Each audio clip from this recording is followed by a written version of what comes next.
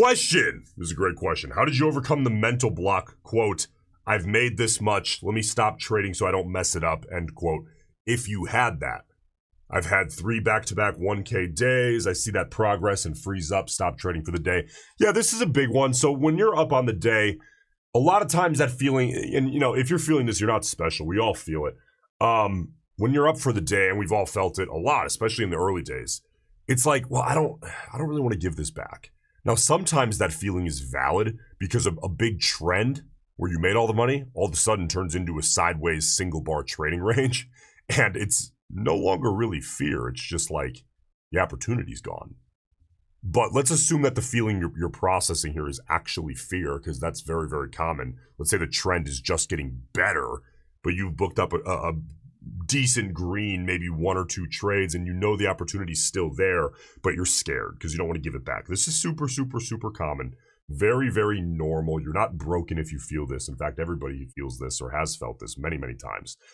But it gets duller over the years, and the reason it gets more and more dull is because you start to see each trade as more of an individual event. And genuinely, guys, when you have edge and you're making money doing this, every day blends together. And the more days you get under your belt, the less memorable each day is. So when the days start to blend together, it becomes a game of just stacking sample size, which means stacking high quality trades. Okay, so let's say you have a great day.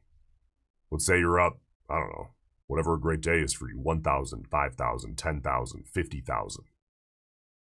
And let's say it's starting to push it for you as far as like, okay, I haven't seen this number that many times. Okay, and you start to get scared. Well, that's very normal. Now listen, I do think psychologically, to avoid emotional mishaps, if you do have like a record day or you have a big day for you that you're not really emotionally used to, listen, totally valid to lock it up and walk away.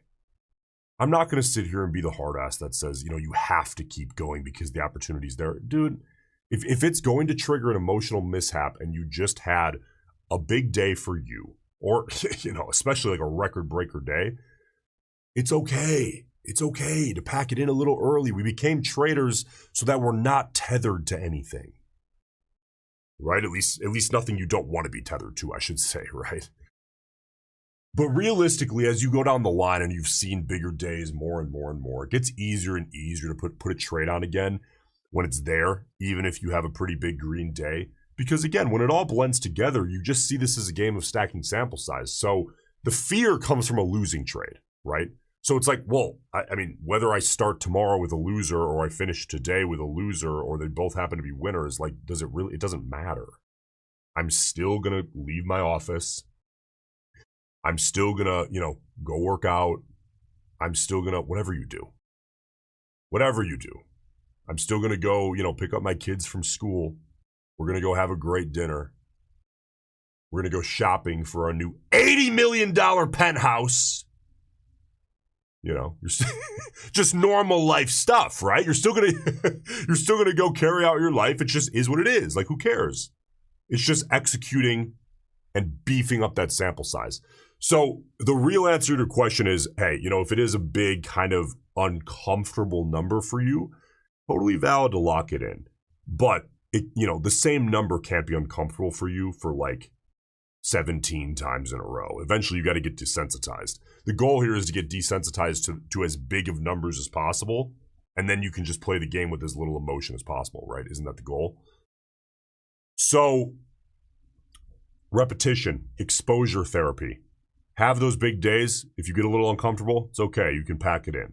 If it's the greatest trend of the year, you might want to think twice, but usually it's not going to be, and it's okay to pack it in. Again, you became a day trader so that you could do that some days and go enjoy your life. Isn't that kind of the point? Is to have no ceiling, have a whole lot of leverage, and have freedom of time. That's kind of the whole point. But at the same time, you do have to do your job. There is that other side to that. And your job is to execute as big of a sample size of trades as you possibly can with edge. That is literally your job description.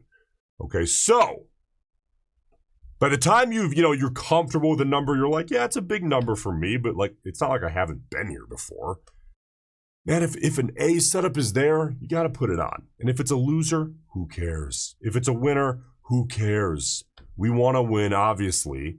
Like, it's fun to win. It's not fun to lose, but it's like, let's be honest, we're just kind of leaning into it being fun or not. At the end of the day, it just is what it is. You're going to make money if you have edge and you execute a sample size by the end of the month, the quarter, the year.